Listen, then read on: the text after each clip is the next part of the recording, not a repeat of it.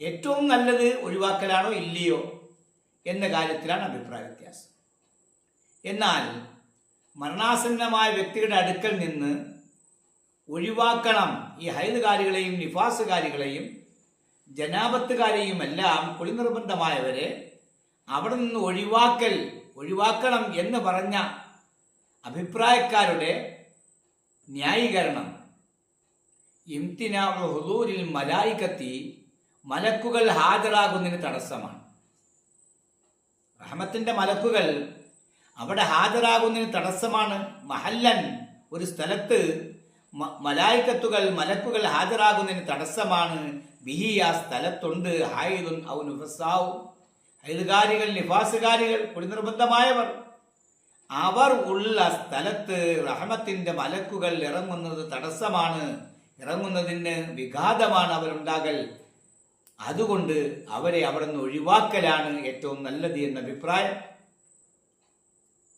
എന്നാൽ ഇത് ഹനഫി മദ്ഹബിന്റെ മറാഖിൽ ഫലാഹ് ഉള്ള കിതാബുകളിലൊക്കെ കാണാൻ കഴിയും. ഇപ്പൊ ജനാപത്തുകാർ, ഹൈലുകാരികൾ, നിഫാസുകാരികളൊക്കെ ഉണ്ടെങ്കിൽ അവരെ ഒഴിവാക്കലാണ് വേണ്ടത്, റഹ്മത്തിന്റെ മലക്കടക്കൂല. കിതാബുകളിൽ കാണാം. ഷഫി മദ്ഹബിലെ മഹല്ലിയുടെ ഷറഹാകുന്ന കല്യൂബി 1-ാം പാഠത്തിൽ 321-ാം പേജിൽ കാണാം.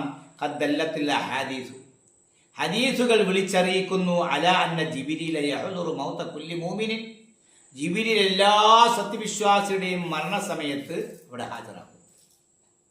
മലക്കുൽ മൗത്ത് അസ്രായിലാണ് റൂഹ് പിടിക്കുന്നത്, അത് ശരി തന്നെ. പക്ഷേ അവിടെ ഏത്